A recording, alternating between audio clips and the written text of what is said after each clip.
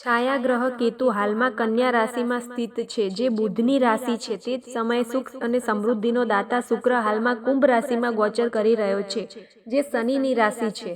આ બંને ગ્રહોની સ્થિતિ એકબીજાથી છઠ્ઠા અને આઠમા ઘરમાં રહે છે, જેના કારણે શુક્ર કેતુનો સદાષ્ટક યોગ બની રહ્યો છે. પરંપરાગત રીતે આ યોગને થોડો પડકારજનક અથવા પ્રતિકૂળ માનવામાં આવે છે, કારણ કે છઠ્ઠા અને આઠમા ઘર સંઘર્ષ, પડકારો અને ફેરફારોનું પ્રતિનિધિત્વ કરે છે. પરંતુ તે જ સમયે આ યોગ જાતકને મુશ્કેલીઓનો સામનો કરવા અને તેનો ઉકેલ શોધવા માટે પણ પ્રેરિત કરે છે. આ બે ગ્રહોના સદાષ્ટક યોગની 3 રાશિઓ ઉપર ખૂબ જ સકારાત્મક અને લાભદાયી અસર થવાની છે. તો ચલો જાણીએ કે કઈ રાશિ છે આ. પ્રથમ રાશિ છે વૃષભ રાશિ. વૃષભ રાશિનો સ્વામી શુક્ર છે, તેથી આ યોગની સકારાત્મક અસર આ રાશિ પર વધુ જોવા મળે છે. પૈસા સંબંધિત સમસ્યાઓ ઓછી થશે, આવકના નવા સ્ત્રોત ખુલી શકે છે અને સંપત્તિમાં વધારો થઈ શકે છે. અટવાયેલા પૈસા પાછા મળવાના સંકેતો છે. રોકાણમાં સફળતા મળશે, આનાથી તમારી આર્થિક તાકાત પણ વધશે. જૂના રોગોથી રાહત મળવાની શક્યતા છે. સ્વાસ્થ્યમાં સુધારો થશે.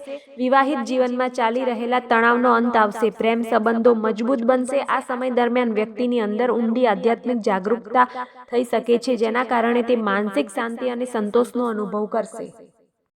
બીજા નંબરની ભાગ્યશાળી રાશિ છે કન્યા રાશિ. કન્યા રાશિ માટે શુક્ર ધન અને પારિવારિક સુખનો કારક છે. શુક્ર અને કેતુનું આ સંયોજન આ રાશિના લોકો માટે ખૂબ જ શુભ સાબિત થઈ શકે છે.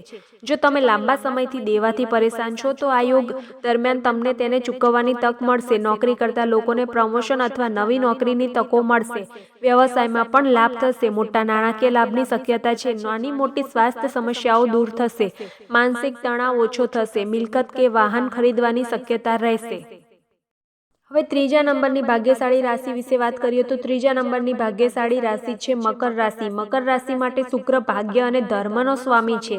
અહીં કેતુનો પ્રભાવ સકારાત્મક આધ્યાત્મિક પ્રગતિમાં મદદરૂપ થઈ શકે છે. ઘણા સમયથી તમારા અટવાયેલા કામો પૂર્ણ થશે. આ ભાગ્યનો સમય છે. વિદેશ યાત્રા કે નોકરીની તકો પણ તમને મળશે.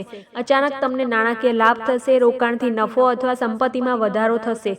રોકાણથી સારો નફો થવાની પણ શક્યતા છે. તમને શેરબજાર, મિલકત અથવા અન્ય રોકાણોમાં પણ સફળતા મળી શકે છે. જૂના રોગો દૂર થઈ જશે. સ્વાસ્થ્યમાં સુધારો થશે. અણધાર્યા નાણાકીય લાભના સંકેતો પણ મળી રહ્યા છે. સંપત્તિ સંબંધિત વિવાદોનો અંત આવશે. તમે સુખ સુવિધાઓથી ભરેલું જીવન જીવી શકો છો.